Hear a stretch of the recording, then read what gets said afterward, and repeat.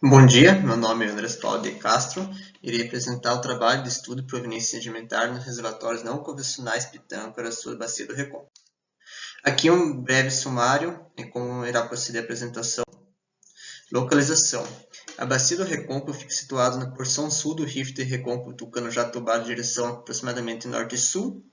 A sua formação está relacionada aos estágios iniciais da abertura do Atlântico Sul, durante o Giro Cretáceo. Aqui no lado a gente consegue ver o zoom da Baía de Todos os Santos, onde integra a região onde foram feitas as coletas de amostras, todas das faces Pitâncora Sul, integrando aqui a ilha de Taparica, da maior dimensão mais ao sul, Ilha de Maré e Ilha dos Frades. Então, esses reservatórios Pitâncora Sul, eles constituem reservatórios não convencionais em rocha siliciclástica de baixa permeabilidade, são potenciais alvos para gás natural. Esse tipo de reservatórios são de difícil exploração, normalmente necessitam estudos de detalhes para que possa reduzir os custos de produção. Principalmente porque normalmente esses reservatórios estão no limiar da economicidade e com esses estudos de detalhes, muitas vezes a gente consegue torná-los economicamente viáveis. Mesmo havendo esse interesse econômico, não se há no estudo de proveniência sedimentar com esse foco, né? Não há no estudo com esse foco, e a proveniência sedimentar trata da reconstituição das relações existentes entre o depósito sedimentar e áreas fontes, bem como os fatores que controlam a composição do sedimento que eu trouxe sumarizado aqui nessa imagem. Os objetivos do trabalho aí integram a compreensão da proveniência sedimentar nesses reservatórios, bem como sua variação espacial, e o controle da variação de proveniência sedimentar aí pela compartimentação tectônico-estrutural da bacia, bem como outro objetivo de grande importância é compreender como essa variação de proveniência sedimentar afeta no controle das qualidades hiperporosas do reservatório, principalmente aí na composição do sedimento e nos processos diagenéticos. Aqui eu trago a carta cronoestratigráfica da Bacia do Recôncavo, destaca aqui em vermelho na fase Rift, onde se encontram os reservatórios Pitão e Coraçu. Aqui, nessa seção aqui, a gente consegue observar em amarelo aqui corpos descontínuos arenosos, os quais constituem esses reservatórios não convencionais. Eles estão inseridos nesse mundo de finos aqui de pelitos da formação marcangalha. A formação dessas unidades está associada ao ambiente lacustre. A formação dessas rochas arenosas aqui está associada aí à remobilização aí da borda para regiões mais profundas do lacustre associado aí a movimentos de massa aquático. Autores aí relacionam a processos turbidíticos, outros relacionam aí a remobilização de frentes deltaicas, que eu trago aqui em vazamento da Bacia do Recôncavo. Vou destacar aqui mais ao sul aí, o vazamento tem a província de São Francisco, que é vazamento direto da Bacia do Recôncavo, mais a norte é a província Borborema. Ambos aí são de unidades de idade proterozoica mais antiga. E também não podemos esquecer aqui da bacia de Juá e Palmares, são bacias cambrorevicianas, bem como a bacia do Tucano Sul, que também são potenciais áreas fonte aí para a proveniência de rocha sedimentar. Agora, nos materiais e métodos, eu já realizado foram revisão bibliográfica, né, com revisão aí de arenites, proveniência sedimentar, reservatórios e siliciclásticos. Foram feitas também a petrografia detalhada de 36 lâminas delgadas, bem como proveniência em arenites através da contagem modal pelo método Gazzi-Dixon em lâmina delgada. Os próximos passos integram aí a geoquímica de arenites em finos, né, de 24 amostras aí, através da fluorescência da raio-x, onde a ideia é reconstituir os elementos maiores e menores e os traços para que se possam fazer gráficos de correlações composicionais, bem como diagramas discriminantes. Posteriormente, aí, será feito um tratamento estatístico multivariado através de diversos métodos, aí, como análise de agrupamento, PCA, MDS, para integrar aí essa geoquímica aí com a proveniência em arenisco através de métodos de contagem modal. Agora aqui entrando nos resultados, né, a classificação petrográfica dessas todas 36 amostras e a caracterização textural. A classificação petrográfica aí seguiu a proposta do Garzão de 2016, no quais 60% das amostras foram enquadradas em arenito feldspato quartzoso e arenito quartzoso, 20% em arenito feldspato lito quartzoso e arenito lito quartzoso, e os demais em outros arenitos e wakes, né, que constituem acima de 15% de matriz. Agora na caracterização textural aí, a variação granométrica predominante da areia é muito fina, a areia média. Esses aí são normalmente bem selecionados, moderadamente selecionados. Os grãos são subangulosos, com elevada expressividade. E texturalmente eles são submaturos, né? Normalmente são submaturos. Porém, há algumas aí supermaturos e outros imaturos também associados. Agora, o grau de empacotamento dos contatos, eles têm uma relação direta aí com a granulação, onde a granulação mais fina, normalmente com o empacotamento mais fechado, com contatos planares ou convexos e suturados, e a granulação mais grossa, normalmente associada com o empacotamento mais aberto, com contatos pontuais, eventualmente flutuantes. Aqui eu trago algumas micrografias da caracterização textural. Nessa primeira que eu trago esse empacotamento mais aberto, com grãos mais grossos associado, um empacotamento mais fechado aí com a granometria mais fina. Aqui nesses dois slides eu trago a bimodalidade granométrica. Nesse primeiro aí, grãos muito grandes em relação aos demais do arcabouço. Aqui embaixo aí, bandamento granométrico mais fino, com mais grosso, novamente mais fino aqui embaixo. Aqui também tem um bandamento granométrico, só que aqui é associado a injeção de pelitos aqui, aqui no lado do arcabouço da areia mais grossa, onde um pouco desse pelito entra no meio fino, formando pseudomatriz.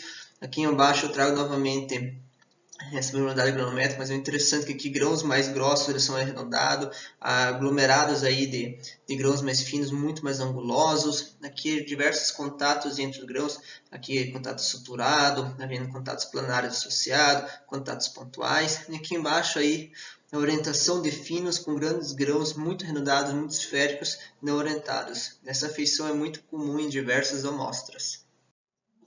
Agora entrando aqui nos principais componentes, que é o arcabouço, matriz, cimento e poros, no qual o arcabouço normalmente varia de 70% a 75%, a matriz de 5% a 10%, o cimento de 10% a 20%, podendo atingir algumas lâminas a 40%, e os poros também com uma grande range aí de traços a 35%, mas normalmente variando em 5%.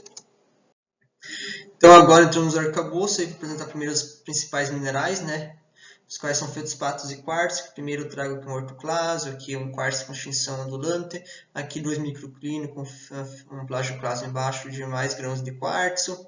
Agora aqui eu trago 2 grãos de quartzo policristalino, aqui embaixo aí com contatos irregulares, aqui ao lado com feições deformacionais intragranular, né, como que esses contatos denteados, formação de subgrão e novos grãos, extinção ondulante. E aqui ao lado eu trago minerais acessórios. Há diversos minerais acessórios nessas lâminas aí, normalmente como traços ou 1% aí no máximo, né, com uma exceção que logo vou falar aqui à frente. Então aí corre turmalina, corre epidoto, corre piroxênio, que eu trago aqui um anfibólio, aqui outro anfibólio que já é parcialmente dissolvido, aqui zircão. Então há uma afinidade de minerais acessórios, né, minerais pesados aí, totais. Vou destacar aqui a mica, que é os mais comuns são a biotita e moscovita. Esses são os únicos que não, podem ocorrer eventualmente não como acessórios, atingindo aí quantidades acima aí até de 15% do arcabouço. Agora aqui a gente tem os fragmentos líticos, né? Essas 6 primeiras imagens eu trago aí fragmentos metamórficos barra ígneos, né? Esse primeiro aqui com cristais de quartzo aí orientados e estirados, aqui o segundo sem deformação, com contatos regulares, abaixo eu trago a associação de quartzo aí microcristalino com feldespato já alterado.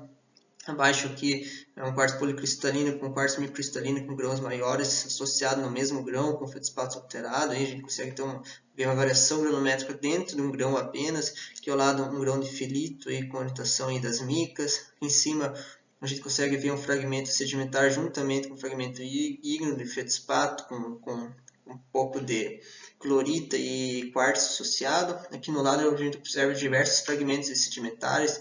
Aqui nessa primeira imagem a gente consegue ver um aurenito com cimento ferruginoso, ao lado aqui um wake também. Aqui embaixo a gente consegue ver um porosadores paralelo e porosadores cruzado, aqui um fragmento de Schertz. E aqui intraclassos também a gente consegue observar, normalmente eles são argilosos, eles não têm uma morfologia aí muito específica, normalmente são irregulares e constituídos normalmente por finos. Aqui no caso a gente consegue ver os grãos de areia associados. Aqui eu trago outros aí constituintes do arcabouço, como os grãos alobioquímicos. Aqui eu trago pelóides micritizados. Aqui um ólito com envelopes concêntricos contínuos e regulares, porém obliterados parcialmente aí pelo cimento aí carbonático esparítico. Embaixo eu trago aqui pelórides dentro do bioclasto, esferulítico carbonático, um oncólito com envelopes descontínuos e irregulares. Aqui ao lado outro oncólito aí com crescimento radial. Aqui no lado eu trago diversos bioclastos e com diversas morfologias, no quais são ostracoros, foraminíferos. Vou destacar esse último aqui, que internamente já foi totalmente modificado por processos diagenéticos, onde está cimentado e calcita, porém tem aqui a quitina preservada aí, que traz a relação aí com o bioclasto. Aqui na matriz eu trago epimatriz aí relacionado à recristalização aí da protomatriz, alteração mineral e minerais menos estáveis aí, a diagênese.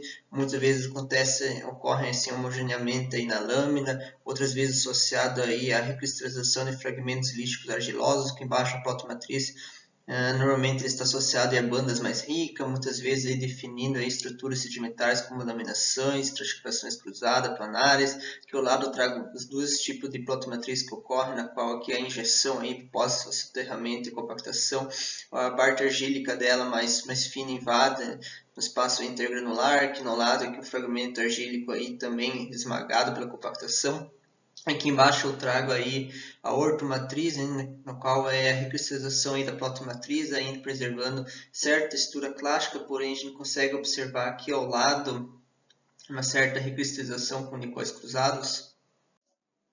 Agora os carbonatos, aí, o mais importante é o cimento carbonático, né? Ela ocorre aí muitas vezes aí nessa micrografia aqui que a gente consegue observar ela obstruindo grandes poros, ela ocorre intergranular e intragranular associado, muitas vezes grandes cristais aí de carbonato aí, englobando diversos aí fragmentos do arcabouço, preenchendo aí fissuras, aí, até entrando dentro de minerais menos resistentes. Aqui coexistência de cimento argílico intergranular com cimento carbonático intragranular. A gente consegue ver aí até a relação aí de tempo aí, primeiro formação aí desse cimento argílico, posteriormente o carbonático.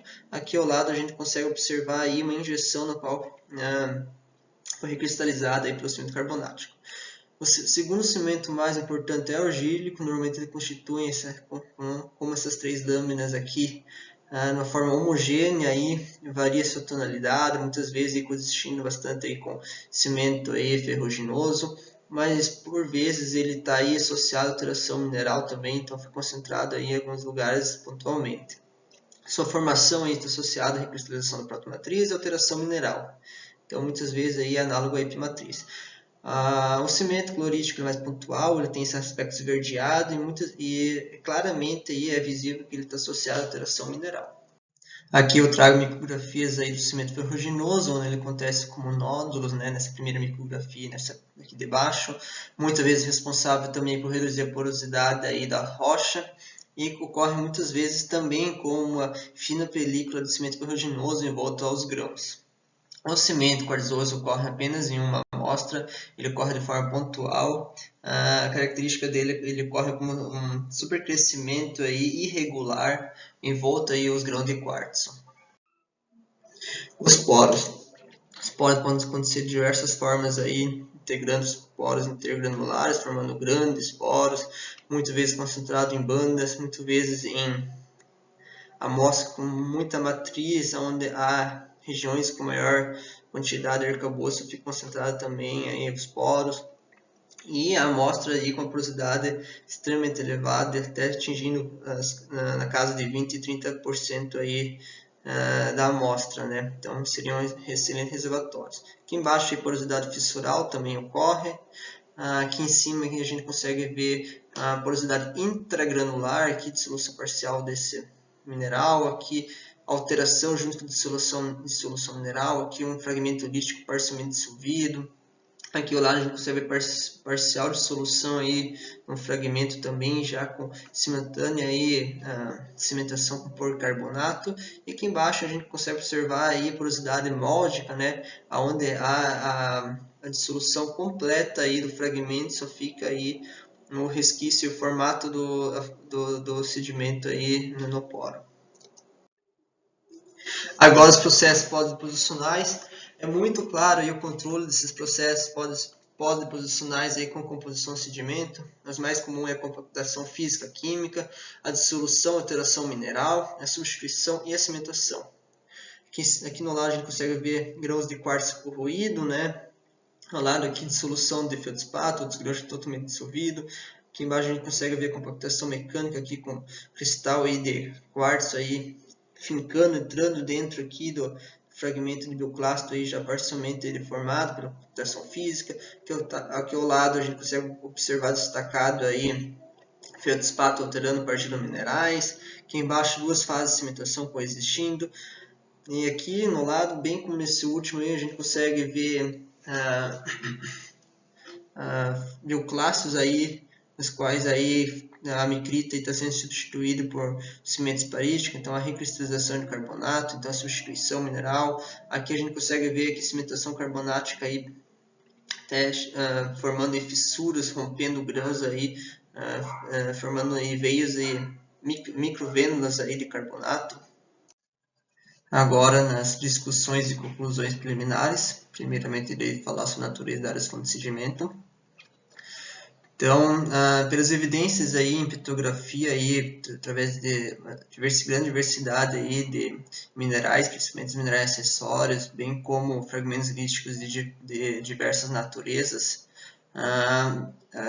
espécie múltiplas áreas fontes e como a área fonte da bacia do recôncavo, né, e se torna mais possível ao se verificar a diversidade etológica do vazamento da bacia e suas adjacências.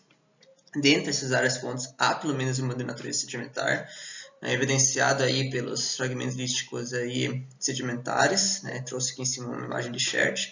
E a petrografia também sugere que essas áreas fontes foram submetidas a eventos aí de metamorfismo de formações de diferentes intensidades pelas feições deformacionais e de diferentes estilos aí, uns mais pervasivos, outros mais tênues aí em diversos fragmentos líticos e fragmentos de grãos aí policristalinos. Trago aqui um fragmento lítico constituído por diversas micas aí dobradas.